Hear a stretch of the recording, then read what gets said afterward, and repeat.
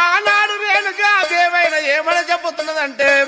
పరశురామాన్ని భయంకరానికి మైసమ్మ ధనం వదిలిపెట్టి పారిపోయింది. అటువంటి మైసమ్మను పిలువనంపి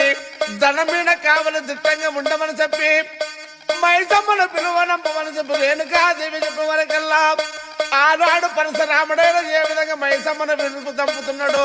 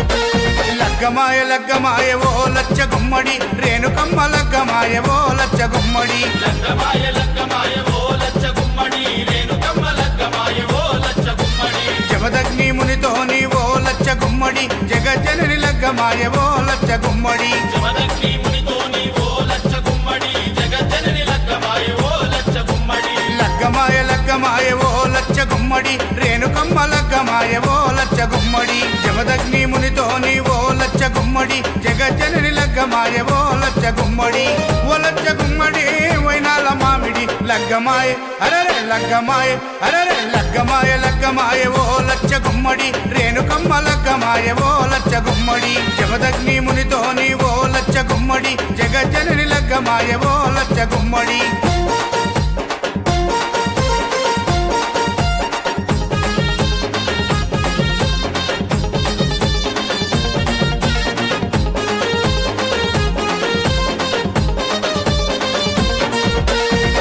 చల్లుకుంటున్నారు శివసత్తులు పరవశించి ఆడుతుండ్రు జోగినమ్మలు గజ్జ కట్టి తుంకుతుండ్రు పోతురాజులు గాయి గాయి చేస్తున్నారు పోరగాళ్ళు జాతరంటే జాతర రేణుకమ్మ జాతర చూడనీకే 1000 కన్నులైన చాలా వంటరా చల్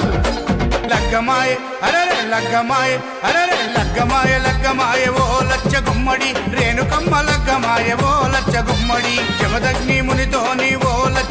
గుమ్మడి జగజ్జనని లగ్గమాయవో లచ్చ గుమ్మడి